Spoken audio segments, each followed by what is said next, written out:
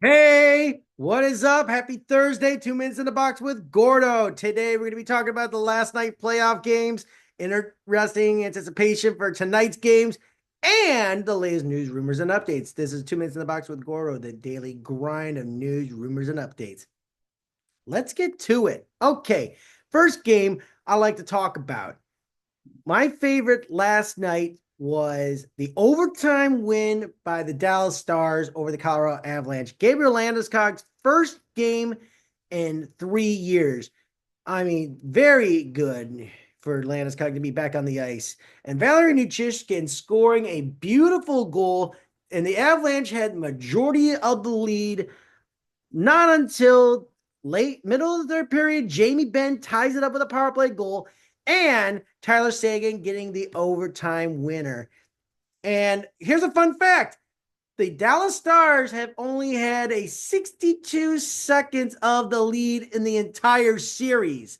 Colorado has been owning them, but the series, hello, anything goes. Dallas is 2-1 above the Colorado Avalanche, and the Avalanche are currently favorites to win the cup, but Dallas, their odds have shifted up to being tied. Okay, and now we've got the Montreal Canadiens and the Washington Capitals, and the Washington Capitals are like, 2-0 us. Sorry, we're not going to give you back the Montreal Expos. It's Washington Nationals now. So Christian Dvorak gets a 1-0 start up for the Montreal Canadiens. Connor McMichael, 2 goals. Man, he's been a huge impact player as well. And then Anthony Beauvillier, Bo has been tremendous for the Caps. Dylan Strome, a phenom. He just dominated. And Pierre-Luc Dubois looked great as well. And guess who's in big trouble? The Edmonton Oilers. They're down 2-0 to the LA Kings. LA Kings has dominated at home 6-2. I mean, if I was Edmonton, I would be looking for a goalie right now for the offseason, and losing Broberg and Holloway, big mistake. You brought in Victor Arvidsson and Jeff Skinner, and you put Evander Kane back in the lineup. I mean, it did not look good. I mean, Draisaitl got one, second in the playoffs. Victor Arvidsson, I mean, LA's just faster and stronger. And Adrian Kempe, 2 goals and an assist last night. I mean, this dude is an under the radar type of player who's underrated. Kopitar played well. Yeah, so Edmonton's in big trouble. They're halfway to the gauntlet that their days of owning the Western Conference and the Western Conference Championship is being numbered. Oh yeah. Now, let's get to the 4 games of the night. So on TBS and True TV and Max, Florida Panthers against Tampa Bay Lightning. The Florida Panthers absolutely dominated the Lightning in game 1. And we're looking at the odds right now. The Lightning have a minus 125, while the Florida Panthers have a plus 105. It doesn't matter who has home ice advantage. The Panthers just obliterated. Tampa Bay, I got a feeling they might have a good comeback, but I think Florida's just too dominant, and they're healthy and all that. But I just get that feeling we might see a 1-1 series or a 2-0 series. I'm going to go with the 2-0 series. Florida dominates. I believe this is going to be like last year. It's done in 5.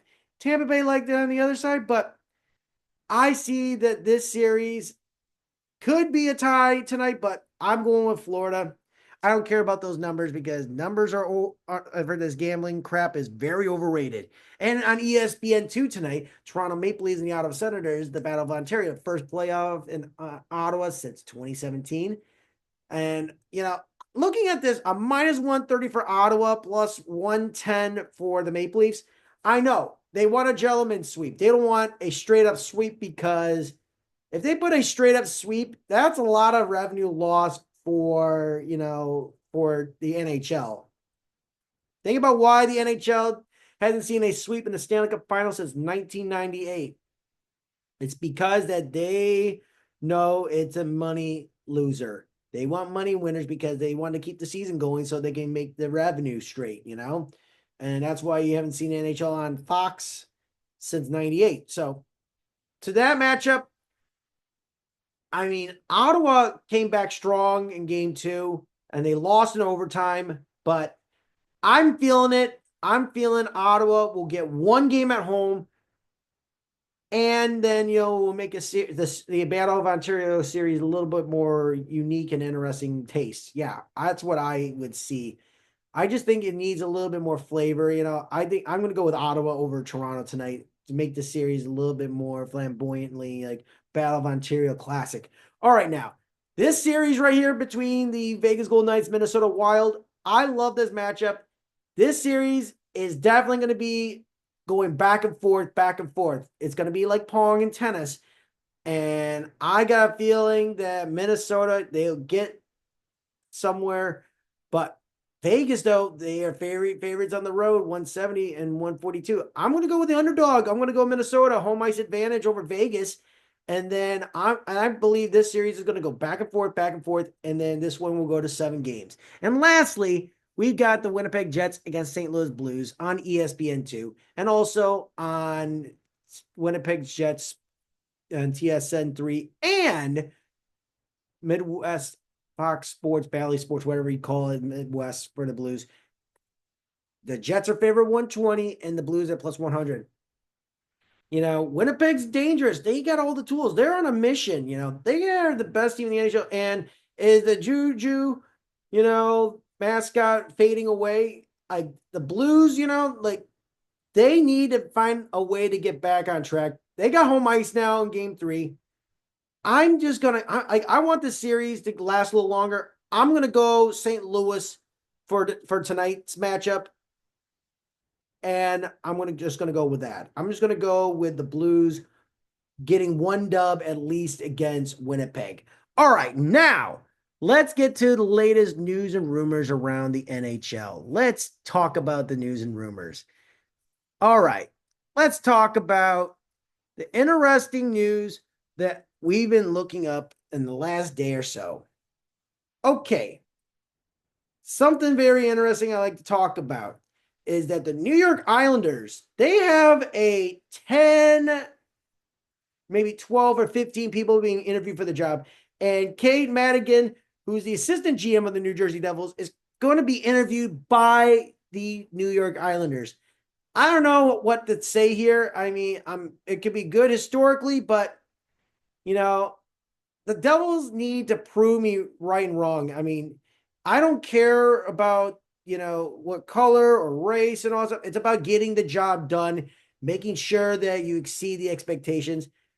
I mean, if Kate can fix the Islanders' problems, and getting a deep run, I would be happy. But I think that, I would stay away from a lot of the, talks about, Ken Holland, Peter Chiarelli. I mean, I could tell you the list of GMs for the New York Islanders who they're interviewing with. All right. This right here, I'm looking this up. This right here, looking at this, you've got Ken Holland, Mark Bergevin, you've got Peter Chiarelli, you've got Jarmo Kekalainen, Doug Wilson, Matthew Darche, Evan Gould, Ryan Martin, Kevin McDonald, Brandon Pradham, and also we mentioned, Kate as a potential suit for the New York Islanders. I just don't know. I really think the Islanders need to get something original. Like, to be honest, I'd prefer to bring back Garth Snow and Doug Waite. They built the thing for Lou, and Lou took it to another level, but they missed out on the cup finals and stuff. And I mean, it's a crossroads for the Islanders. The ownership needs to be participating and be more motivated. I just think they just feel somewhat detached. The New York Islanders ownership and management feel very detached right now. It's very sad. It's really, really sad. Oh, yeah. And then now I'm looking at this. Corey Schneider, former goaltender who's on NHL Network, he's calling the Yzer plan moving at a glacial pace. Hey, it's not Steve Yzer's fault that it's at a glacial pace. It's the incompetent Illich kid's fault. Chris, what the hell are you doing? Give Yzerman the budget and resources to make the Red Wings great again.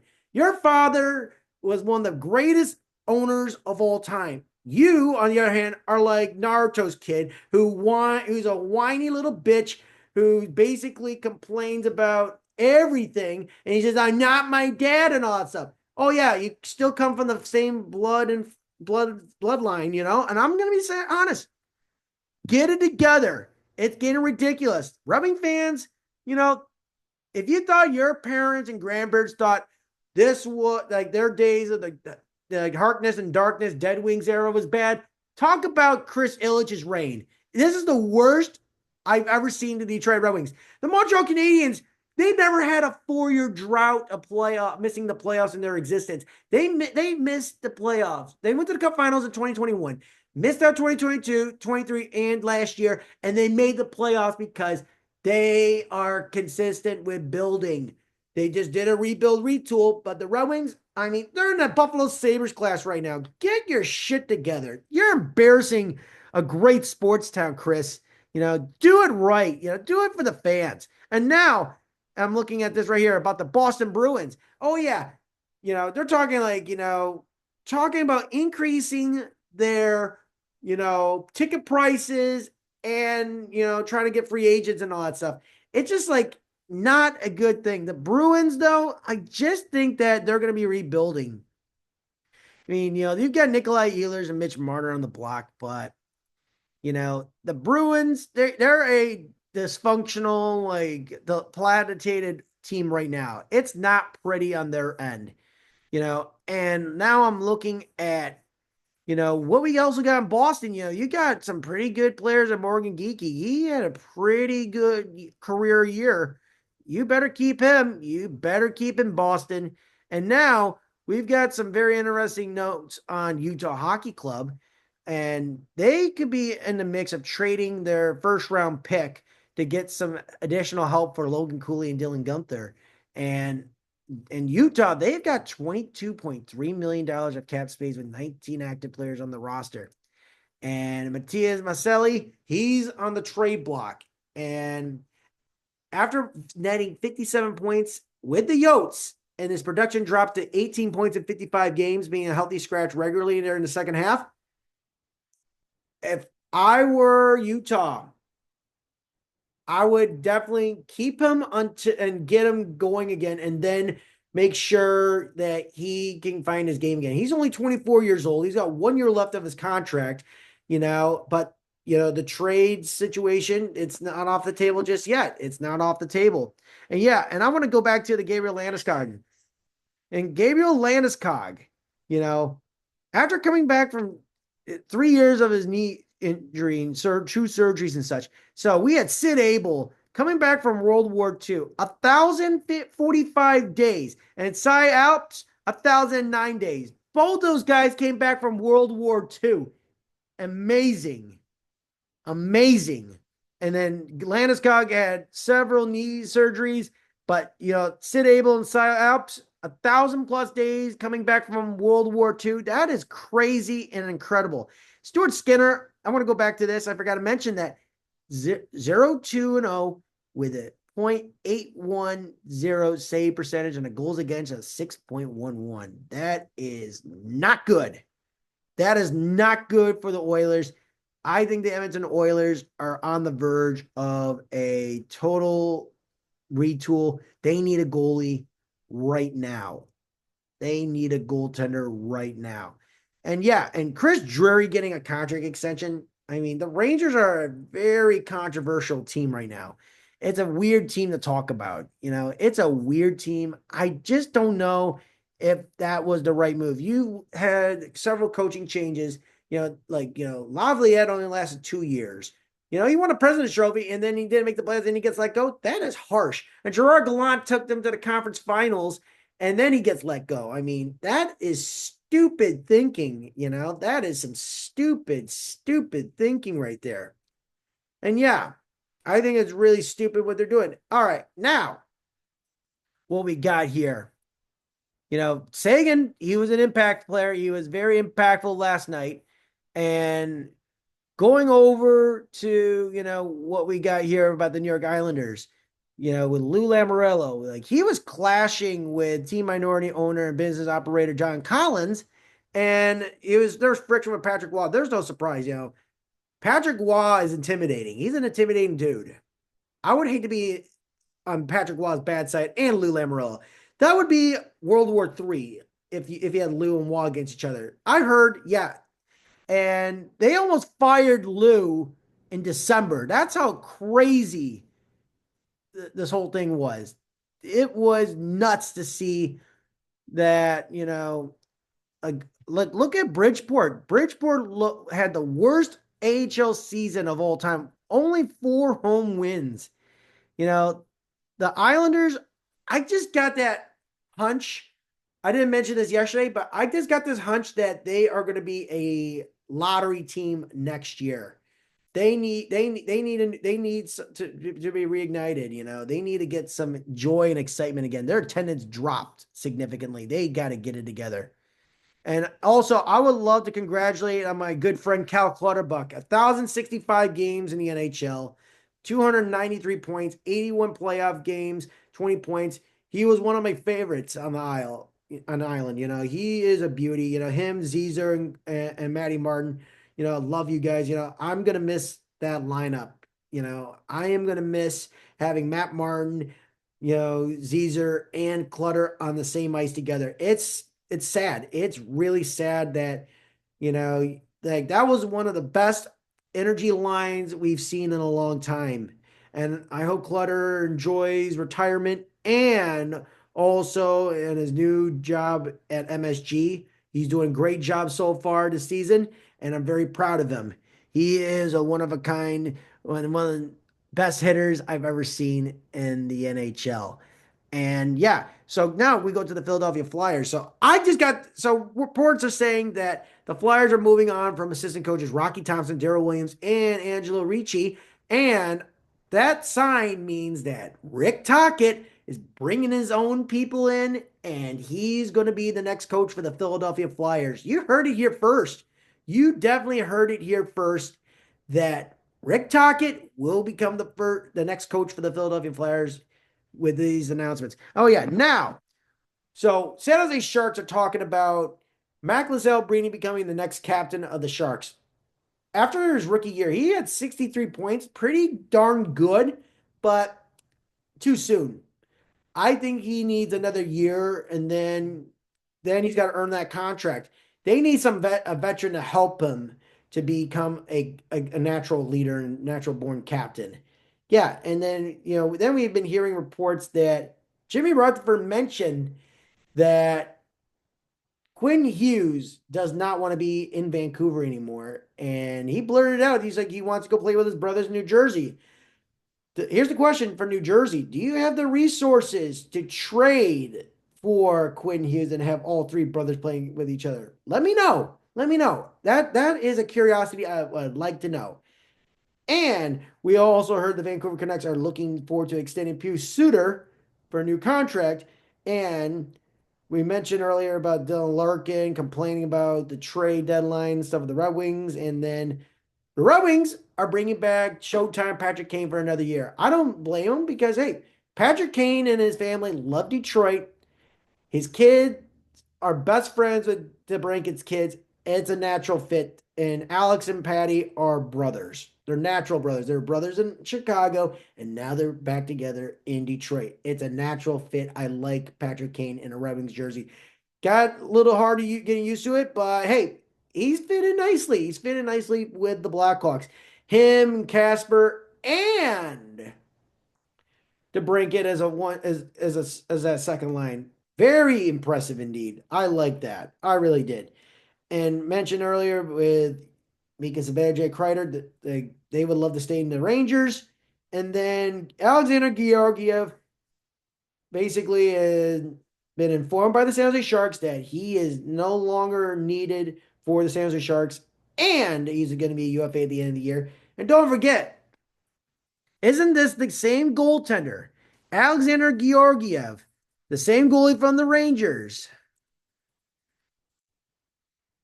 Isn't he the same goalie from the Rangers and the Avalanche that he won several, like, he had the most wins in the NHL? Most wins in the NHL.